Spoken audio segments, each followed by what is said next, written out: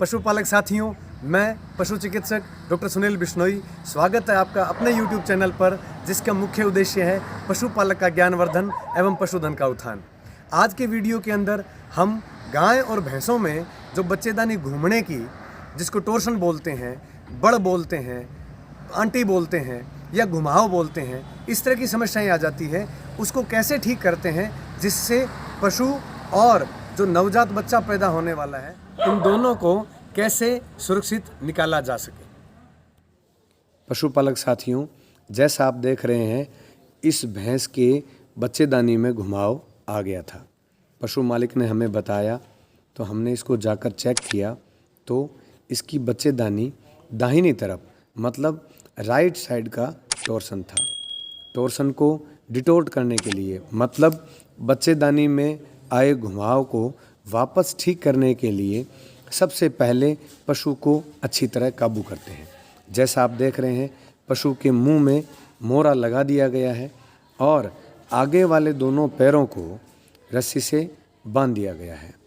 अब इस पशु को दोबारा चेक करते हैं ताकि ये पता लगाया जा सके कि बच्चेदानी का टोर्शन कितना है, मतलब कितने घुमाव आए हुए हैं। जब पशु को अच्छी तरह चेक किया जाता है तो पता चलता है कि घुमाव जो है कितना है, 90 डिग्री है, 180 डिग्री है या 360 डिग्री है। 360 डिग्री से ऊपर के घुमाव का पता नहीं किया जा सकता, क्योंकि वो तो जब हम उसको डिटोर्ट करेंगे तभी पता चलेगा।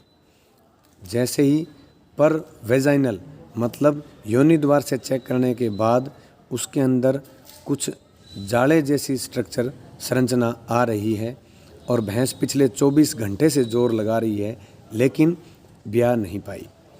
अब आप देख रहे हैं कि भैंस को जूड़ लगा के काबू कर लिया और रस्से का एक सिरा उसके ऊपर से फेंक कर दूसरी साइड डाला गया, ताकि जैसे ही पशु को खींचेंगे इस रस्से को तो पैर मुड़ेंगे और रस्सा जो है वो कमर पे यानी रीढ़ की हड्डी पे दबाव देगा तो पशु नीचे बैठ जाएगा।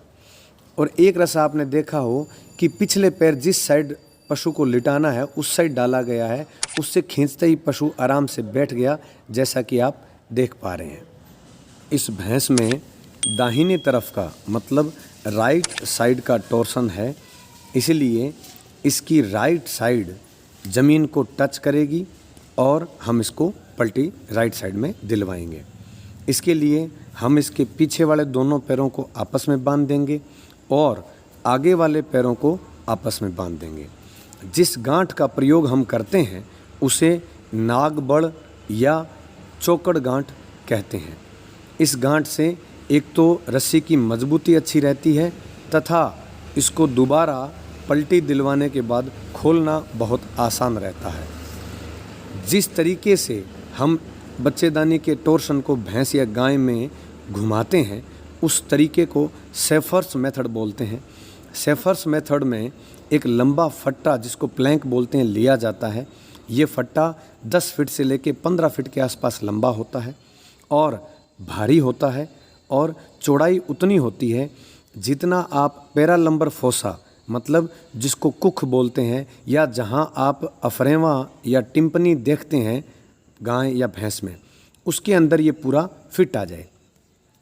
अगर ज़्यादा चौड़ाई का ये फट्टा ले लिया तो कई बार ऐसा देखा है कि या तो पसलियाँ टूट जाती हैं या फिर कुल्ले की हड्डी टूट जाती है। इसलिए फट्टे का साइज़ बहुत ज़्यादा महत्वपूर्ण है। इसलिए कभी भी अधूरे सामान और औजार के बगैर इस तरीक़ों का इस्तेमाल ना करें, क्योंकि आप और हमारे पास समय है, लेकिन जितनी बार ज़्यादा पलटी लगाएंगे उतना ही पशु ज़्यादा तंग पाता है और अंदर बच्चे को भी नुकसान रहने का खतरा रहता है। जैसा कि आप देख पा रहे हैं, ये एक टीम वर्क है, इसलिए 1, 2, 3 की कमांड देकर सभी जो टीम के सदस्य हैं उनको एकजुट किया जाता है, ताकि एक बल सभी का एक साथ लगे और पशु को पलटी दी जा सके। अब जैसा कि एक पलटी दी जा चुकी है और उसमें सुधार नहीं आया, इसलिए दूसरी पलटी देने की तैयारी की जा रही है। उसमें एक बात ध्यान रखें कि जिन सदस्यों को जहां लगाया है उनको दोबारा वहीं डिप्यूट करें। बार बार जिन सदस्यों ने जहां जहां, कोई अगर आगे वाले पैर पे है, कोई पीछे वाले पैर पे है, कोई फट्टे के ऊपर है, किसी ने गर्दन की डायरेक्शन सही पकड़ रखी है भैंस की, और कोई अगर फट्टे के दबाव वाली जगह है, तो उन सब की पोजीशन बार बार चेंज ना करें। ऐसा करने से टीम के सदस्य जो हैं वो भ्रमित हो जाते हैं और कार्य की गुणवत्ता पर फर्क पड़ता है। 2 पलटी लगाने के बाद जब देखा गया कि अंदर यूट्रस के टोर्शन में काफ़ी कुछ आराम महसूस हो रहा है, तो 1 पलटी और लगाने की हमने सोची। इसलिए पूरी टीम जो है वो तैयार है और जैसे ये पलटी आप देख रहे हैं लग चुकी है और इन सब की चेहरों को देख के ऐसा लगता है कि सफलता मिल चुकी है। और आप जो स्क्रीन पे भी देख रहे हैं, इसमें आप देखें तो 2 तरह की झिल्लियाँ आपके सामने दिखाई दे रही है। एक जो नीचे जो नीली या काले रंग की कह सकते हैं, ये वो थैली है जिसमें 10 महीने इस बच्चे ने जो पेशाब किया वो पेशाब इसके अंदर रहता है।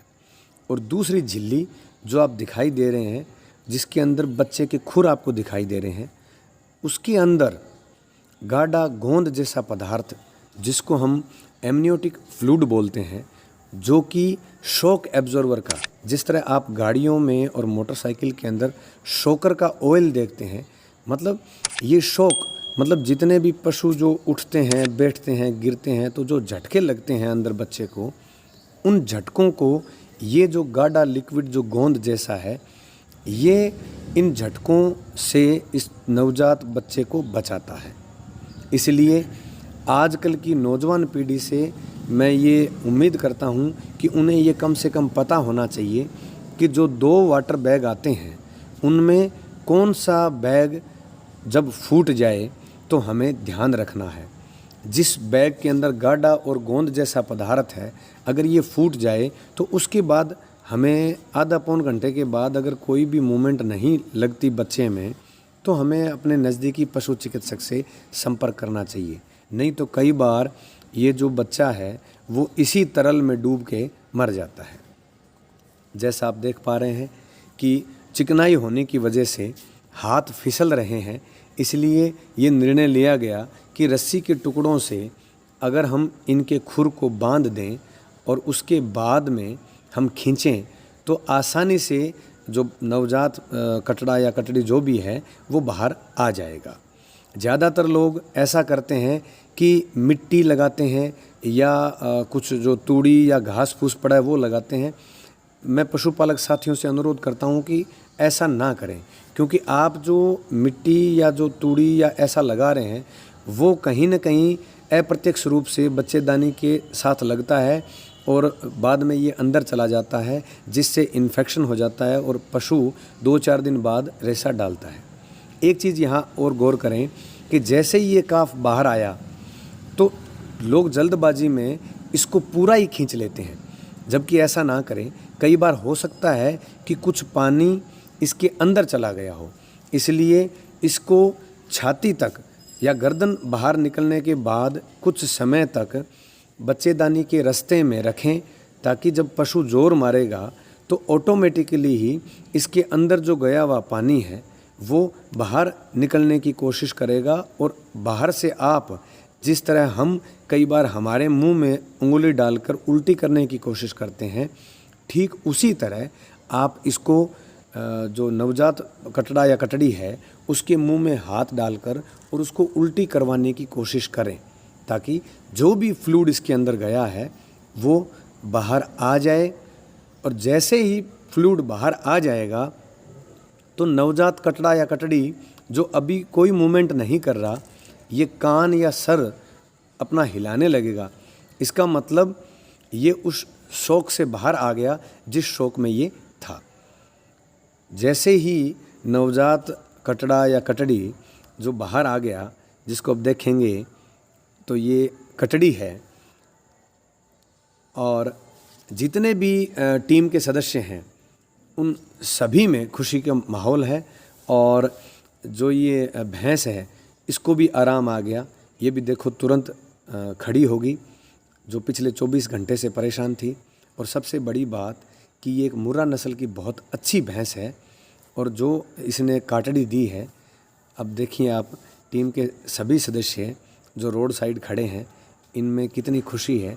और एक पशु मालिक का जब पशु मौत के मुंह में जाके बचता है तो खुशी स्वाभाविक है। तो माता यह बताओ कि जिस दिन आपने भैंस का तकलीफ आई तो इसकी शुरुआत मतलब उस दिन सुबह ही हुई या उससे पहले रात में भी होगी? थोड़ी बहुत बैठा उठी कराई, मतलब रात में या बैठा उठी करने लगी? थोड़ी पूरा छोटे बच्चा आराम हुआ, बैठ गई नींद में, कौन जगह हो गई के करी नाश कर। अच्छा, मतलब रात में भाई इसको आपने जगाया नहीं, आपने अपने लेवल पे इसको सल्टाने की कोशिश करी। फिर सुबह के लक्षण आया? सुबह हो गया कहीं बच्चा वो ड्यूटी पे गई क्यों, हाँ थोड़ी बहुत चक्कर फिर गई, इतना जिन भी ब्याह ही तो जिन बुला लिया। ठीक है। फिर बाद में जब ना भी आई तो फिर इन्हें बुलायो नहीं, बाद में वो आज बड़ा कुछ हो गई क्यों। हाँ, कोई ये पड़ोसी आई बोले तो भैंस तारी सामने भी आई। अच्छा, पड़ोसी बोले भैंस सामने भी आई, फिर मैं वापस ड्यूटी पे फिर वापस ड्यूटी पे चल गया। बाद में माई बांधी नहीं ना भैंस न सरेड़ भैंस की जिन में तो डॉक्टर दोबारा बुलाए फोन दिखा करा, अच्छा, जब ये अंदर बांधी तो फिर इसने गर्दन लंबी पड़ गई है। लंबी आ गई तो के बुखार है कि तकलीफ है नहीं भैंस ने दिखा दी। अच्छा ठीक है। फिर सिंगर छोरो आया, फिर वो आ गया, फिर उसने मेरी तो बस की बात बोली। अच्छा उसने क्या करे, हड़ाल के चेक करे? हाँ अंधे बन और की कौन के भैंस ने दे कर बजे करूँ चेक कर बताऊँ भैंस का बुखार भी खाई कौन। ठीक है, मतलब बुखार को नहीं, उसने बोले चेक करके बताऊंगा। मैं चेक कर बताऊँ, वो चेक कर दे दे जो डॉक्टर ने बुला दिए। अच्छा, वो चेक करके बोला भाई मेरा बस का बोलेगा। ठीक है, ओके। अभी आज 3 दिन हो गया, चलो बढ़िया, भगवान ने सुन दी हमारी और आपकी दोनों की मेहनत है जो काम आ गई। अब यह कौन से ब्यात है? दूसरे ब्यात है, ठीक है। अरे अभी इसका दूध कितना है? अभी तो 5-6 किलो दूध है। 5 किलो दूध टाइम हुआ है। पहले ब्यात कितना दूध आपने ज्यादा से ज्यादा निकाला? पहले 6 किलो दिया था, एक पार्टी मतलब पार्टी ना, आप पिछली बार पाटा था इसके, मतलब पाटे का फुल दूध छोड़ने के बाद में 6 किलो टाइम को दूध दिया करती, तो फिर तो पाटे ने कम आप 2-2.5-3 लीटर तो छोड़ना है ना। अच्छा, 2 अंचल चुंगाओ ना 15 लीटर दूध तो मतलब पहले ब्यात को मान के चलो। तो अभी ने 3 दिन हुए यार, 10 किलो यार कटली ने बढ़िया दबा के दूध पे चला। तो फिर कहने को मतलब यो है, बढ़िया सेवा करो। अगर ये 18 किलो से ऊपर दूध निकाल दे तो पशुपालन विभाग हरियाणा की तरफ से 15,000 रुपये का इनाम, इसका 4 टाइम दूध निकलवाया जाएगा। 4 टाइम दूध निकालने के बाद अगर ये 18 किलो से ऊपर दूध दे तो आपके खाते में हमारा विभाग जो है वो 15,000 रुपये डाल देगा 4-5 महीने बाद। है जी? अच्छा, चरे को नहीं, थोड़ो ताजा भी है पशु, सप्ताह भर थोड़ा कम चढ़े, कोई बात नहीं। और कुछ इसके दिक्कत वो बच्चेदानी पलट की वो आ गई तो उसमें भी इसका पूरा जोर लग गया। नहीं, वो तो ब्याने से पशु 4-5 दिन पहले भी कम चढ़े, 4-5 दिन बाद भी कम चढ़े, और ऊपर से जब पशु के मान लो बच्चेदानी पलट दिया तो थोड़ा पशु का जोर फालतू भी लगे। ये तो थे किस्मत वाला हो, जो टाइम थे सोच लियो, नहीं तो कई बार इस तरह की दिक्कत के अंदर बच्चा मर जाए।